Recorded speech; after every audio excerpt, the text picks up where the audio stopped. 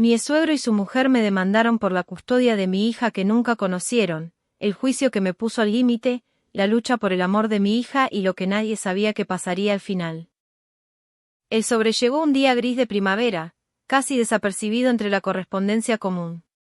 La pequeña notificación de color verde, con el emblema del tribunal en la esquina, parecía inofensiva. Pero al sostenerla, su peso me aplastó. Sabía lo que contenía. El nombre de los Gómez, mis suegros, brillaba en la parte superior. El miedo se apoderó de mí al romper el sello. Demanda por la custodia de la menor estaba escrito en letras grandes, como un golpe directo al corazón. Mi mente, en un primer momento, quedó en blanco. Luna, mi hija, no sabía nada de esto. Solo tenía 4 años, pero su vida estaba a punto de cambiar para siempre. Los Gómez nunca la habían visto más allá de una fotografía en el funeral de su hijo, Marcos, y ahora reclamaban algo que no les correspondía. Mi garganta se cerró. Los recuerdos de mi relación con Marcos, de lo que fuimos, me asaltaron con una mezcla de ira y tristeza. ¿Cómo se atrevían a hacer esto? ¿Cómo podían intentar arrancarle a su madre a una niña que ni siquiera conocían? Tomé una respiración profunda y, aunque sentía que las lágrimas me quemaban la cara, me dirigí al teléfono. Necesitaba ayuda, alguien que entendiera lo que estaba a punto de enfrentarme. Llamé a Julia. Fue la única amiga que me quedaba, la única persona que sabía de mis batallas más personales. Su voz tranquila al otro lado de la línea fue lo que necesitaba. Escucharla me dio fuerzas, aunque sabía que el camino por delante sería largo y doloroso. Clara, esto no es solo una batalla legal. Es una guerra emocional. No puedes ceder ni un paso. Tú eres la madre, y ellos no tienen derecho a arrebatarte a Luna. Las palabras de Julia fueron como un ancla. Ella había estado a mi lado durante los últimos años, desde que perdí a Marcos. Durante la enfermedad de él, los Gómez nunca se acercaron. Nunca me llamaron. Yo era la que estaba allí, día tras día, sosteniendo a Marcos mientras su familia se desentendía de todo. Recordaba las largas noches en el hospital, cuando Marcos me tomaba la mano y me susurraba que no me preocupase, que Luna tendría todo lo que necesitaba. Pero ahora él ya no estaba, y los Gómez, quienes nunca lo aceptaron como parte de su mundo, intentaban recuperar lo que nunca les perteneció. Volver a hablar de Marcos fue como abrir una puerta a un cuarto sellado por años. El polvo de los recuerdos me asfixiaba a medida que las palabras salían, una tras otra, delante de Julia. Le conté cómo nos conocimos en la universidad, cómo su sonrisa me ganó en la primera semana de clases. Cómo soñábamos con recorrer Europa con mochilas gastadas y cámaras viejas. Pero también le conté de los silencios. De la sombra de su familia. Marcos era el hijo único de Jorge y Verónica, un matrimonio conservador, dominante, que jamás aceptó que su hijo estuviera con una mujer como yo. Sin apellido de renombre, sin fortuna heredada. Me despreciaron desde el primer día. Y cuando Marcos enfermó, ellos simplemente desaparecieron. ¿No se acercaron ni al hospital?, preguntó Julia, horrorizada. Solo una vez, cuando ya sabían que no había marcha atrás. Verónica me miró como si yo hubiera traído la enfermedad con mi sola presencia. Nunca me perdonaron que Marcos me eligiera. Ni que yo estuviera embarazada. Respiré hondo. Me acusaron de manipularlo. De quedarme con lo que quedaba de él. Las lágrimas caían sin pedir permiso. Julia no interrumpió. Me ofreció un pañuelo, pero no lo usé. Necesitaba sentir esa salinidad quemándome la piel. Cuando él murió, continué, estaba solo conmigo. Me apretó la mano y me pidió que cuidara de nuestra hija. Que la hiciera feliz. Esa fue su última palabra, feliz. El recuerdo era tan claro que sentí el frío de la habitación del hospital otra vez. Luna tenía apenas días. Nunca lo conoció. Y ahora vienen con esta demanda, susurré. Como si eso pudiera borrar los años de ausencia. Julia sentía y escribía sin perder detalle. Vamos a usar todo esto. Pero necesito más. ¿Tienes mensajes? ¿Correos? ¿Pruebas de que nunca se interesaron? Sí, tengo todo. Guardé sus mensajes, por si acaso. Y ahora entendía por qué lo hice. Parte de mí ya sabía que un día intentarían volver. Pero no de esta forma. Salí de la oficina con una carpeta llena de documentos y la cabeza revuelta. Al llegar a casa, Luna ya dormía. Me acosté a su lado, respirando su olor a champú de fresas, y recé por fuerzas. Porque los verdaderos fantasmas de Marcos no eran los recuerdos, sino los vivos que querían reescribir su historia. El juzgado era frío, de paredes grises y bancos de madera desgastada. El tipo de lugar donde las emociones no importan. Solo los papeles. Los argumentos. Las leyes. Me senté junto a Julia mientras mis suegros, exsuegros, me recordé, estaban del otro lado, acompañados por un abogado impecable y sin alma. Verónica llevaba un vestido beige sobrio y un rosario en la mano. Jorge tenía ese aire de superioridad que nunca perdió.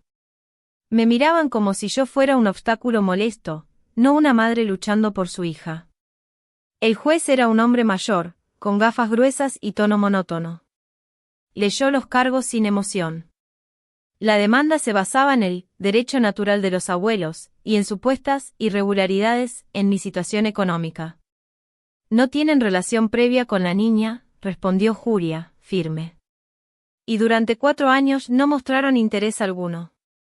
Su repentina solicitud no responde al bienestar de la menor, sino a un deseo de control y compensación emocional tras la pérdida de su hijo. Sentí una mezcla de orgullo y miedo. Julia era brillante, pero yo temblaba. Verónica tomó la palabra. Solo queremos conocerla. Darle una familia completa. Nuestro hijo no está, pero ella es parte de él. Hipócrita, grité por dentro. Quise decirlo, pero me contuve. El juez observó nuestras expresiones, nuestros silencios. Escucharemos testimonios y peritajes, dijo finalmente. Esto no se decidirá hoy. Pero si les aconsejo algo, piensen en la niña. No en sus heridas personales. Salí de allí con un sabor amargo. Luna no sabía nada aún. Pero cada paso en este proceso me acercaba a un abismo, el de perderla unos días, unas semanas, o algo peor. Y yo no iba a permitirlo. La mañana del testimonio me vestí con el mismo cuidado que si fuera una guerra. No solo debía parecer fuerte, tenía que serlo. Julia me preparó durante días, repasamos respuestas, documentación, pero nada me preparó para enfrentar las preguntas del abogado de los Gómez. Es cierto que no tiene trabajo fijo. Trabajo desde casa como diseñadora. Mis ingresos son estables. ¿Y qué ha tenido episodios de ansiedad? Durante el duelo por la muerte del padre de mi hija, sí. Busqué ayuda. Me recuperé. Eso me hace más fuerte, no menos capaz. Me atacaron con cada decisión, cada error, cada grieta de mi pasado. Pero yo no me rompí. Hablé de Luna. De cómo ríe cuando le leo cuentos. De su primer dibujo. De sus alergias. De su forma de abrazarme cuando tiene miedo. ¿Y cree usted que los Gómez podrían aportarle algo positivo? No lo sé. Tal vez. Pero no a costa de arrebatarle su estabilidad, su casa, su madre. Yo no estoy cerrada al diálogo. Estoy cerrada al daño. Julia me apretó la mano cuando terminé. Vi en sus ojos algo que me sostuvo, respeto. Y fuerza. Sabía que aún faltaba camino. Pero esa fue la primera vez que sentí que mi voz, la de una madre sola contra un apellido poderoso, había sido escuchada. El informe psicológico de Luna llegó un día antes de la siguiente audiencia. El sobre blanco, sellado, lo miré durante horas, como si su contenido pudiera desbaratar lo que quedaba de mi vida. Había esperado este informe, pero ahora que lo tenía entre mis manos, no sabía si abrirlo. Mi corazón latía con fuerza, anticipando las palabras que podría encontrar allí. Luna había sido evaluada durante varias sesiones. El psicólogo, un hombre que nunca había visto antes, nos había hecho preguntas sobre el entorno familiar, sobre sus comportamientos, sobre cómo manejábamos las dificultades. Yo había hablado sobre cómo Luna me abrazaba cuando se sentía asustada, como siempre pedía que le leyera los mismos cuentos antes de dormir. Pero también había sido honesta acerca de los momentos difíciles que habíamos vivido. Al abrir el sobre, las primeras palabras me golpearon como un puño. El informe revela que la menor presenta un vínculo fuerte y positivo con su madre, Clara Rodríguez, quien demuestra ser una figura fundamental en su bienestar emocional. La niña no presenta signos de estrés significativo, ansiedad o trauma debido a su entorno familiar, lo que sugiere un ambiente estable y afectivo. La segunda audiencia fue aún más tensa que la primera. Jorge y Verónica Gómez llegaron con una actitud mucho más agresiva, con abogados que sabían cómo manipular cada palabra. Estaban decididos a ganarlo todo. Julia y yo nos sentamos en la misma mesa, pero esta vez me sentía menos vulnerable. Estaba más preparada. El juez comenzó con los testimonios. La psicóloga que había evaluado a Luna fue la primera en declarar. Ella habló sobre el informe que había entregado, destacando el buen estado emocional de Luna, su apego seguro hacia mí, y la falta de relación con sus abuelos. El abogado de los Gómez intentó restar valor a ese informe. Argumentó que la niña necesitaba conocer a su familia paterna. Que los abuelos tenían derecho a ser parte de su vida. Que la niña merecía la oportunidad de saber quién era su familia. Pero, como siempre, olvidaban el detalle más importante: Luna tenía una madre que la amaba y que había estado con ella todo este tiempo.